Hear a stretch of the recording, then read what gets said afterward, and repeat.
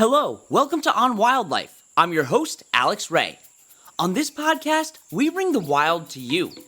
We take you on a journey into the life of a different animal every week, and I guarantee you're going to come out of here knowing more about your favorite animal than you did before. This week's animal can be found in the wild, in gardens, and on farms. And they not only help the ecosystems that they live in, but they also help us.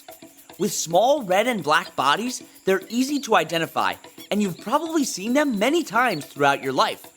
So grab a magnifying glass, because you're going to have to zoom in to get a better look at ladybugs.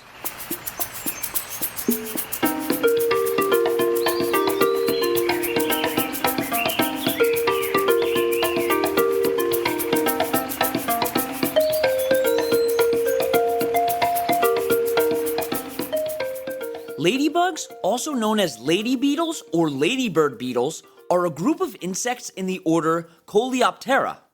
This is the order that has all the beetles in it. All beetles have a front pair of wings that have become a hardened wing case, sometimes called an elytra. They're kind of like an outer shell of protection for their wings. There are over 400,000 species of beetles on Earth. That's more than a third of all the world's insect species. Entomologists, which are people that study insects, prefer to call ladybugs ladybird beetles or lady beetles because they're not actually true bugs. True bugs are any insect contained within the suborder Heteroptera, such as cicadas, leafhoppers, and bedbugs.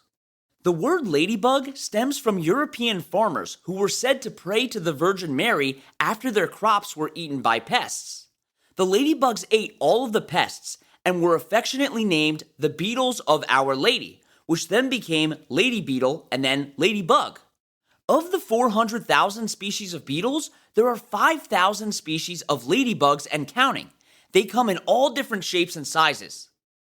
Ladybugs are smaller than a lot of other types of beetles, and they usually have round or oval-shaped bodies. They're usually about 3/10 to 4/10 of an inch in length. And they also have 6 legs like other insects and a pair of antennae. The exoskeleton that protects their body is made of keratin, which is the same stuff that makes up our hair and nails. Ladybugs are divided into 3 body segments like all other insects: the head, thorax, and abdomen. The head of a ladybug contains the mouth parts, the eyes, and the antennae. The thorax holds the 3 pairs of legs and 2 pairs of wings. And the abdomen houses all of the organs for breathing, feeding, and reproduction. Their first pair of wings divide their backs into 2 half spheres that house their second pair of wings. Their wings can beat around 85 times per second to keep them in the air. And when you think of a ladybug, you probably think of the distinctive red body with black spots. But ladybugs can also be yellow, orange, or solid black. Instead of spots, some ladybugs may have stripes or no markings at all. And the reason why they have these bright colors is because it's a warning to predators that they don't taste good and shouldn't be eaten. Ladybugs can live in many habitats, and they live on every continent except for Antarctica. Some of their main habitats are grasslands, urban areas, forests, and riverside habitats. The 7-spotted ladybug is one of the most common species, and they're known for having 3 spots on each side of their body and 1 in the middle. They're originally from Europe, but they were brought over to North America in the 18th century to help control populations of pests like aphids. And because they're known to control pests, sometimes they're gathered up out in nature and sold to people in bulk. Ladybugs are usually at their most active between the spring and fall seasons. When it gets colder, they like to find warmer places where they can rest until the weather gets warm again.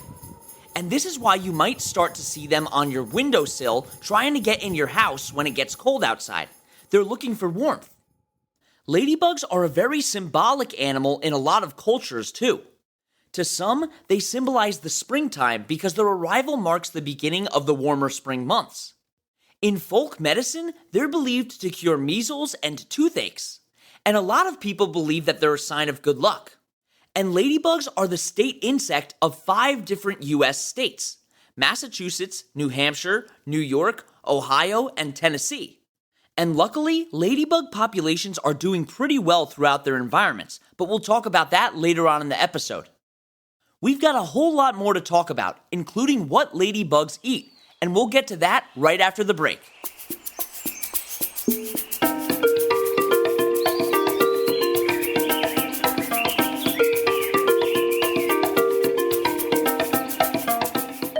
This week, I want to give a shout out to Sean from Colorado. His favorite animal is a dog. Did you know that all dog breeds are the same species? One of the reasons why is because they can all interbreed with each other. If you want me to give you a shout out on the next episode, send an email to onwildlife.podcast@gmail.com telling me your first name, where you're from, and your favorite animal.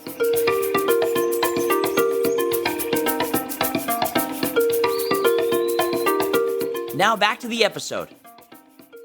Even though we might think of ladybugs as cute and harmless, they're not so kind to other small insects because most species of ladybug are carnivores.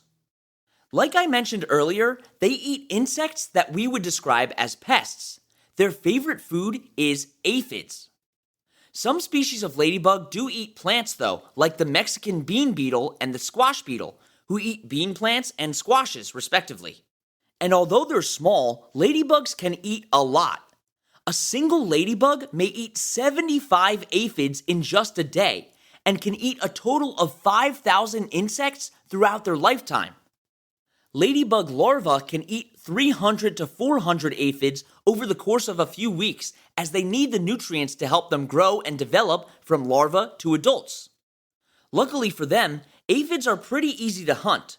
They're slow and wingless, so groups of ladybugs just fly into an area where aphids are munching away on plants, and they can eat them by the hundreds. In an attempt to avoid being hunted by ladybugs, aphids may employ a certain strategy to defend themselves. Some aphids will use gravity to their advantage and purposefully drop from the leaves onto the ground, but because ladybugs can fly, they usually find them eventually. Interestingly, a study was conducted in 1999 where aphids and ladybugs were brought to space to see if the aphids could still escape under the effect of zero gravity. The aphids were unable to adapt to the lack of gravity, and they became the first astronauts to be eaten by a ladybug. In addition to aphids, some ladybugs eat mites and fruit flies, but they might also eat pollen, nectar, fungus, mildew, and insect eggs. So all in all, this makes ladybugs herbivorous, insectivorous, or omnivorous depending on the species. Now let's talk about some ladybug mating. In May, male and female ladybugs come together to mate. They're attracted to each other by pheromones that they secrete. Female ladybugs can wait months after she mates to lay her eggs, and she lays them on the underside of leaves in close proximity to colonies of aphids. One female ladybug can lay hundreds of eggs at a time in June or July. Their eggs are a bright orange color, so you can check under leaves and easily see if a ladybug female has laid her eggs there. The eggs hatch after about a week of incubation, where the ladybugs enter their larval stage. The larval stage is characterized by long, slender bodies that are usually gray with different markings of a variety of colors. In their larval stage, they have to eat a ton of aphids, like I mentioned earlier. Also during this stage, they shed their skin and will enter the pupa stage. This is called molting. Just before entering their pupal stage, they'll attach themselves to a plant where they'll develop over the course of a few weeks into their adult stage. After becoming an adult, they'll have an exoskeleton, but it'll be soft and lack a lot of color. It takes a few hours for the exoskeleton to harden and gain its color, finally giving the ladybug its distinctive appearance. Their whole life cycle takes between 3 and 7 weeks, with most ladybug species living for around a year, but some species can live as long as 3 years. Ladybugs are normally solitary insects, and even though groups of them may form around food sources like aphids, they don't hunt together. They can form groups called aggregations at certain times of the year, and they take the form of large clumps on rocks, branches, or logs. The aggregations can have so many ladybugs that it could be several layers thick. Scientists believe that these aggregations can be made up of hundreds, thousands, or even tens of thousands of ladybugs. And this is an evolved behavior to get the normally solitary bugs to reproduce and share food when there's a limited food supply in the winter months. The movement of ladybugs in these clumps is unpredictable, unlike the movement of bees in a hive or ants in their colonies. Okay, we're going to take our last break, and when we get back, we're going to talk about some more ladybug behaviors.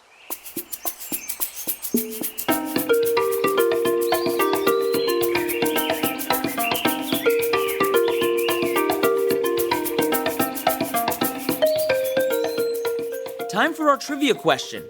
What kind of food do honeybee queens eat?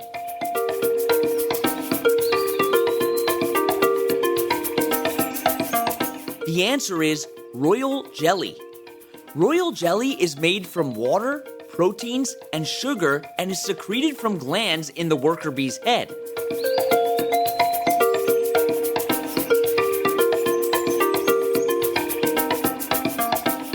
Okay, now back to the episode.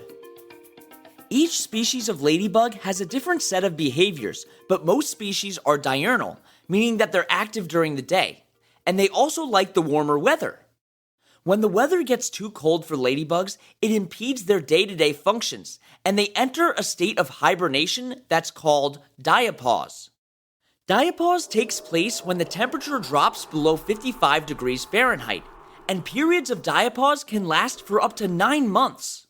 Once it warms up again and reaches above 55, the ladybugs will leave their diapause. And we already talked about how ladybugs have bright coloration to ward off predators, but how does this work?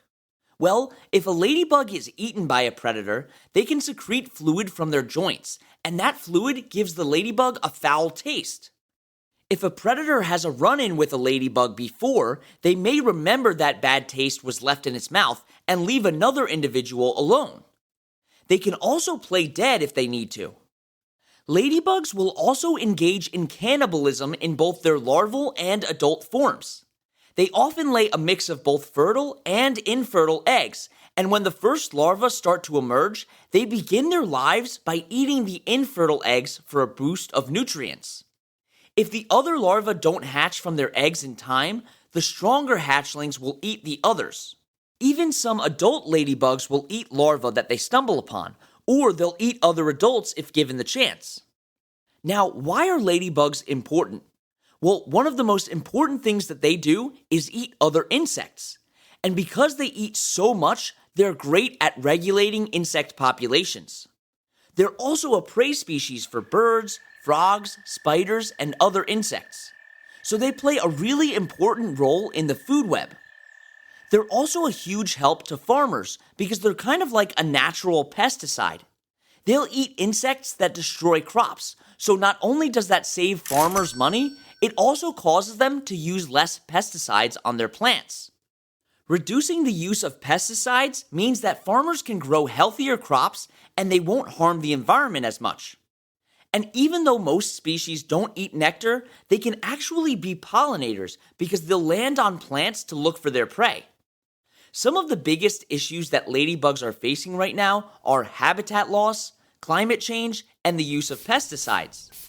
We just talked about how temperature can have a huge impact on ladybug behavior. So when the climate starts to change, the natural life cycle of a ladybug will also change.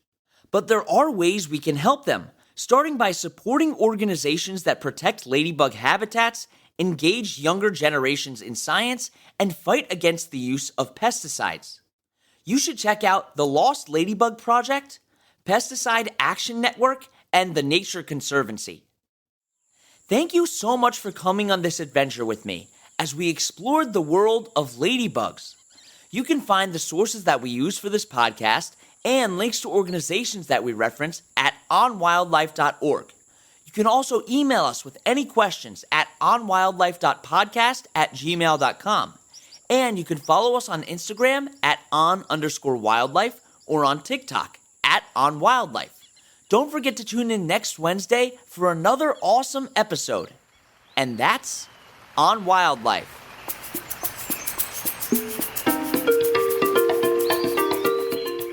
You've been listening to On Wildlife with Alex Ray. On Wildlife provides general educational information on various topics as a public service, which should not be construed as professional, financial, real estate, tax, or legal advice. These are our personal opinions only. Please refer to our full disclaimer policy on our website for full details.